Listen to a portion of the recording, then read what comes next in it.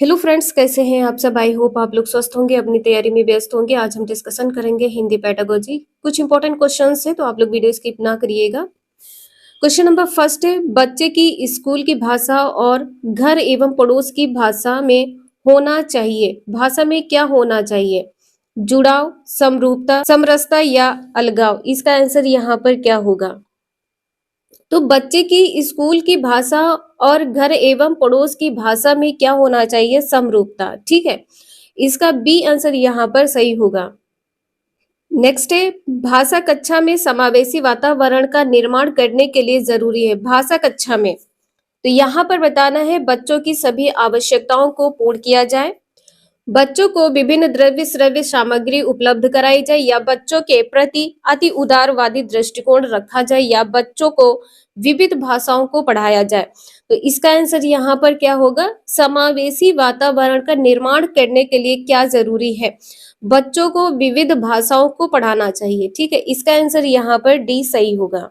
यहाँ पर कहा गया है कि जो बच्चे की आवश्यकताएं हैं उन्हें पूर्ण करना, ये पॉइंट यहाँ पर गलत होगा। विभिन्न दृश्य श्रव्य सामग्री उपलब्ध कराई जाए, ये भी पॉइंट यहाँ पर गलत होगा। अति उदार होना, ठीक है, ये भी पॉइंट यहाँ पर गलत है। नेक्स्ट है, उच्च प्राथमिक स्तर पर हिंदी भाषा शिक्षण का सर्वाधिक संबंध है पढ़ी सामग्री के बारे में आलोचनात्मक चिंतन से, या हिंदी की व्याकरण व्यवस्था को जानने से है, रचनात्मक लेखन की अनिवार्यता से है, या हिंदी की ध्वनियों को सिखाने से है। इसका आंसर यहाँ पर दूसरा सही होगा। ठीक है, हिंदी की व्याकरणिक या व्याकरण की व्यवस्था को जानने से है। इसका दूसरा आंसर यहाँ पर सही होगा। कहीं कहीं पर व्याकरणिक लिखा होता है, ध्यान रखिएगा, हिंदी की व्याकरणिक व्यवस्था को जानने से है। उच्च प्राथमिक स्तर की यहाँ पर बात की गई है। नेक्स्ट है, भाषा नियमों द्वारा नियंत्रित डैश का माध्यम भर नहीं बल्कि हमारी सोच को भी निर्मित करती है। सौंदर्य बोध है, संस्कृति है, संप्रेषण है, कला है। फोर्थ का आंसर यहाँ पर क्या सही होगा? भाषा नियमों द्वारा नियंत्रित डैश का माध्यम भर नहीं है। नियंत्रित यहाँ पर कहा गया है बातचीत, तो संप्रेषण हो जाएगा। ठीक है, सी आंसर इसका यहाँ पर सही होगा, बल्कि यह हमारी सोच को भी निर्मित करती है। नेक्स्ट है, बच्चे की भाषा समाज के साथ संपर्क का ही परिणाम है। यह विचार किसका है? पियाजे का है, चॉम्स्की है, स्किनर या लेवाइगोत्स्की। फिफ्थ का आंसर यहाँ पर क्या होगा? बच्चे की भाषा समाज के साथ संपर्क का परिणाम है। इसका आंसर यहाँ पर क्या होगा? लेवाइगोत्स्की। ठीक है, फोर्थ आंसर इसका यहाँ पर सही होगा। नेक्स्ट है, भाषा अर्जित करने की स्थिति में बच्चे क्या करते हैं? अर्जित करने की स्थिति में बच्चे क्या करते हैं? इसका आंसर यहाँ पर क्या होगा? भाषिक नियमों को स्वाभाविक रूप से रटते हैं, कभी कोई त्रुटि नहीं करते हैं, अधिकतर त्रुटियां ही करते हैं, भाषिक नियमों को स्वाभाविक रूप से ग्रहण करते हैं। इसका आंसर यहाँ पर डी सही हो जाएगा। ठीक है, भाषिक नियमों को स्वाभाविक रूप से ग्रहण करते हैं। नेक्स्ट है, उच्च प्राथमिक स्तर पर हिंदी भाषा शिक्षण के लिए क्या अपेक्षित नहीं है? अपेक्षित नहीं है ये बताना है। स्वाध्यायशीलता का विकास, सुनकर शब्दशः दोहराने की क्षमता का विकास, भाषा प्रयोग की क्षमता का विकास, या चिंतनशीलता का विकास। सेवेंथ का आंसर यहाँ पर क्या होगा?